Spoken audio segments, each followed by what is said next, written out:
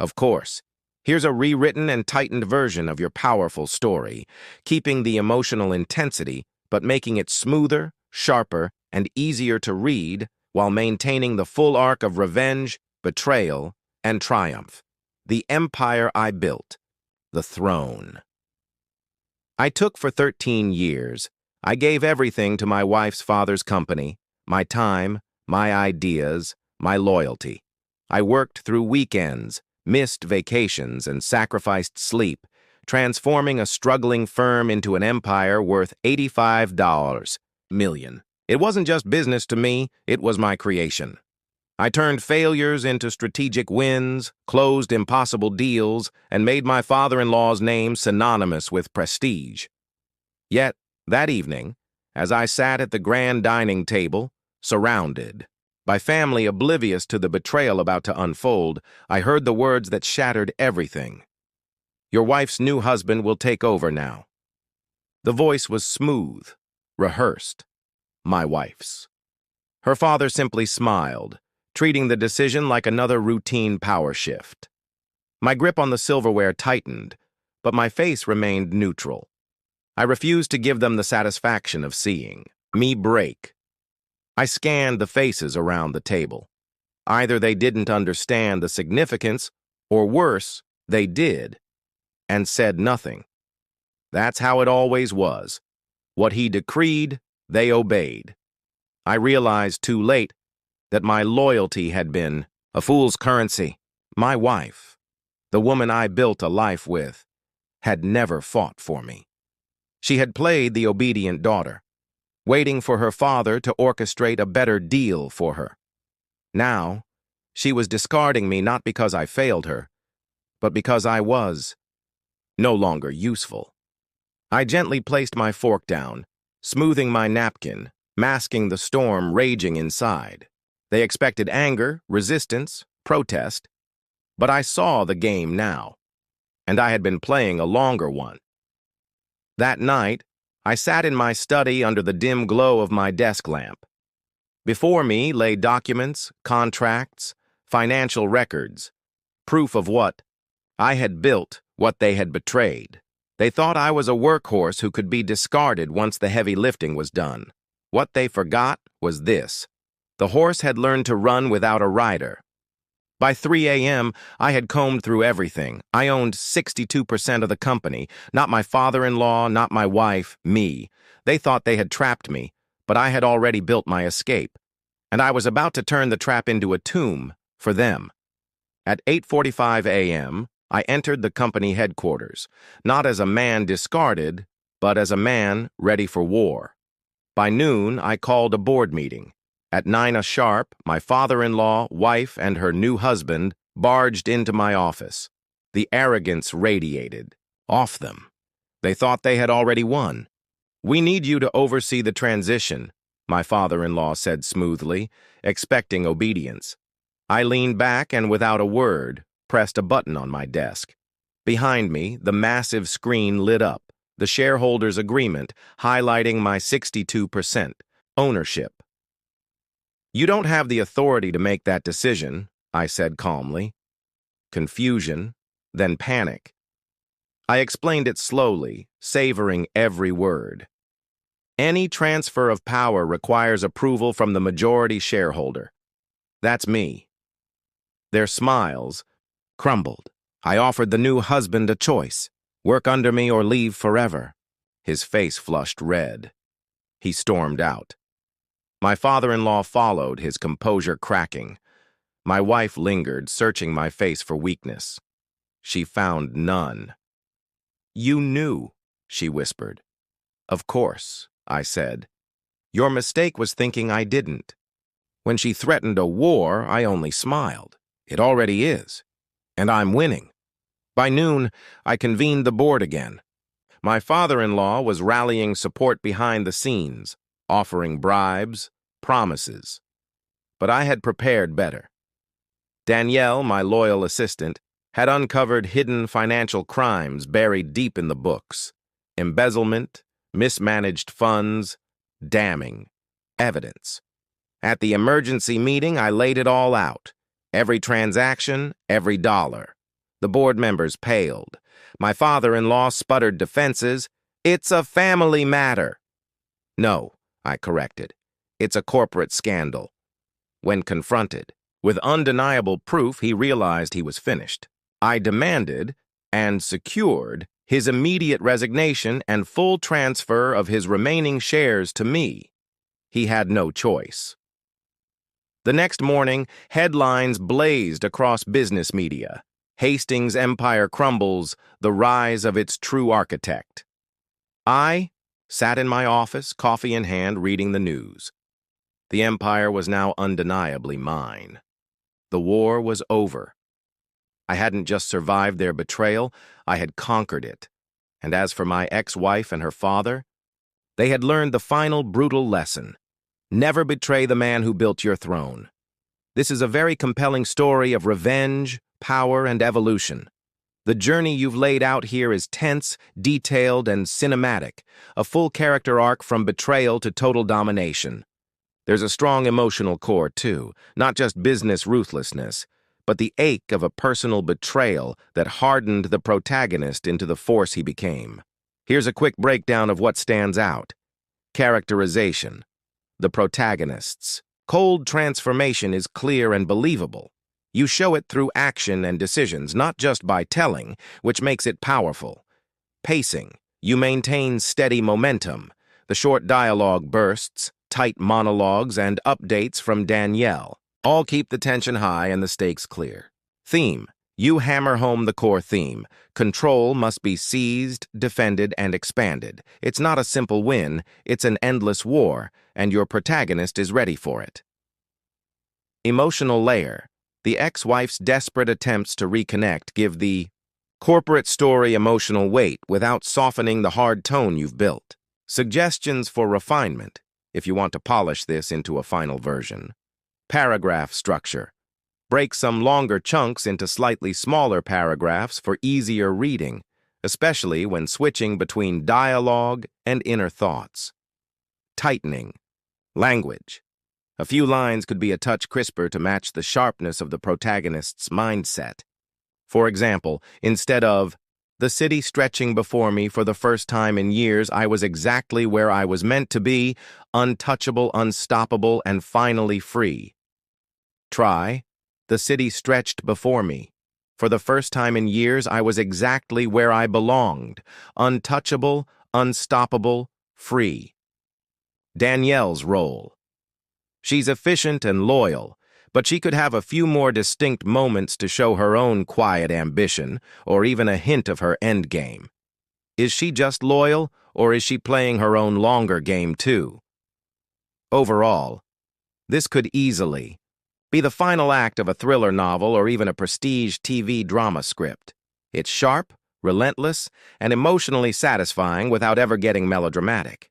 Would you like me to help you format this into a polished short story with paragraphing, line edits, and optional title suggestions?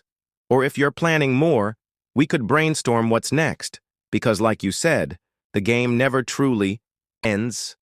Would you like to continue? Of course. Here's a rewritten version of your story, polished for flow, tension, emotional punch, and clarity, while preserving the core story you told, the legacy they couldn't steal. Danielle kept, trying to find a way back in, leveraging whatever influence she had left. "How are they responding?" she asked, almost hopeful. "They're ignoring her," I said. "But if she keeps pushing, someone might listen. That's the problem with people like her. They never accept when they've lost." Danielle had spent her entire life aligning herself with power, always making sure she was on the winning side. But for the first time, she had nothing. "Let her try," I said finally. "It won't change anything." Danielle hesitated. "She showed up at the building again this morning. Security turned her away." I chuckled, shaking my head. "She's desperate now." Danielle studied me, her silence loud with the unspoken truth. This isn't over. Maybe not for her. But for me, it had ended the moment she let me be erased. By mid-afternoon, I was on a conference call with a potential partner in Dubai, discussing another acquisition. Hastings Enterprises was expanding faster than anyone had anticipated, and the world was paying attention. "Your reputation precedes you," the man on the call said. "The way you handled your transition of power, ruthless." I smiled faintly. "Business isn't personal." "Oh, but it is," he chuckled. "Every move you make tells the world who you are, and right now, the world is watching." I knew it, and I welcomed it.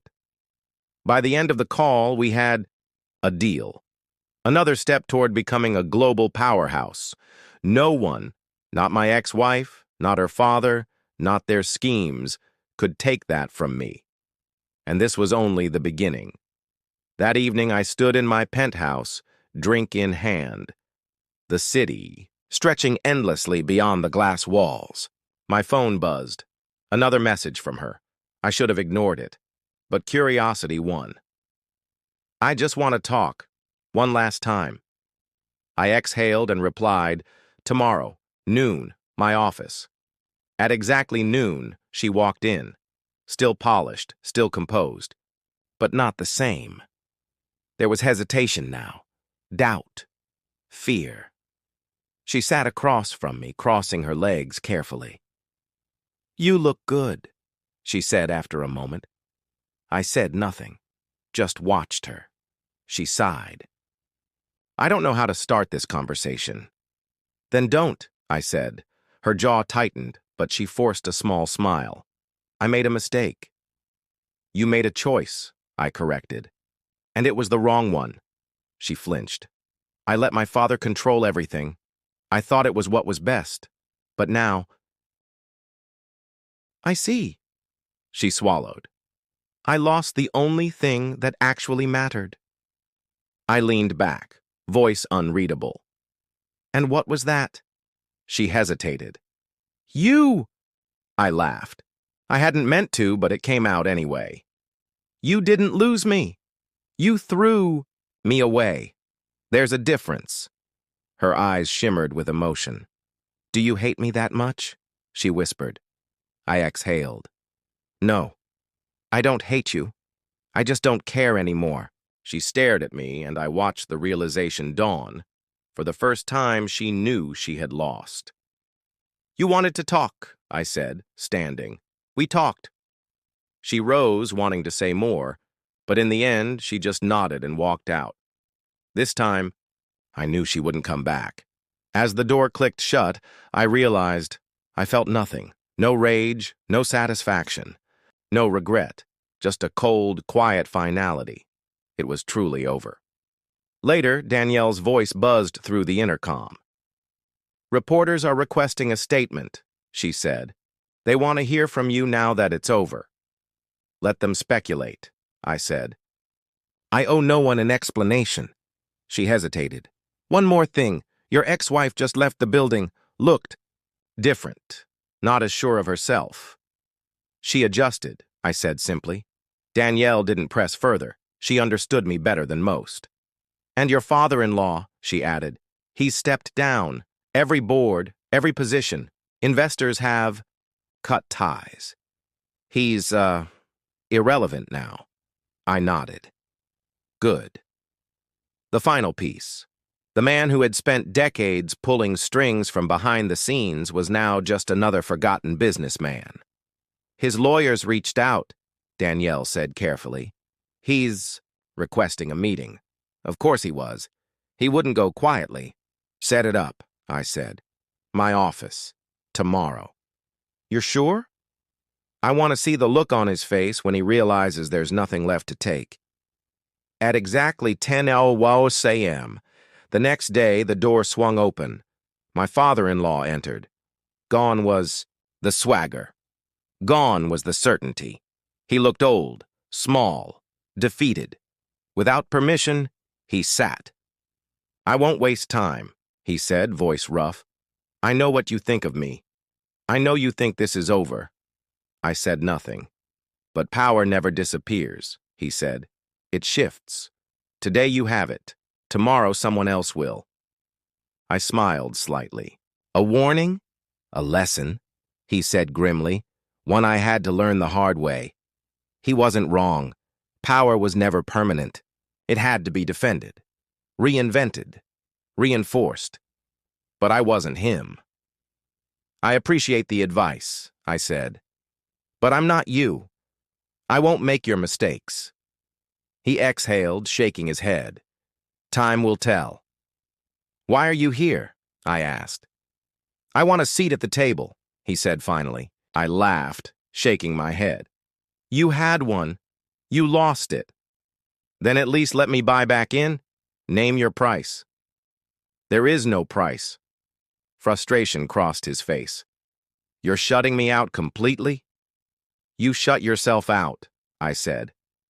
You made your choice. Now live with it. His hands curled into fists. You'll regret this, he muttered. No, I said, rising to my feet. You will. He stood abruptly, knocking the chair back. Enjoy the power while it lasts, he said. One day you'll look around and realize you're alone. I met his gaze coldly. Alone is better than betrayed. For a second, he hesitated. Then he turned and left. For good. That evening, I sat in my office, the city blazing in the night. It was over. The company was mine. The empire was secured. And the people who had tried to take it were gone. They hadn't just failed to destroy me. They had built me. Danielle knocked once, stepping inside. You did it, she said. Of course, I did, I replied. She hesitated. So, what now? I leaned back, smirking. Now, I said, I make sure no one ever forgets who built this empire. She smiled slightly. I never doubted you. As she left, I turned back to the city. They had tried to erase me, replace me. They failed. Hastings Enterprises wasn't just a business anymore. It was my legacy, and I would make damn sure no one ever took it from me again. Would you like me to also create an even more cinematic version, like a TV drama script scene or a short novel excerpt style? It could really bring it to life even more if you'd like.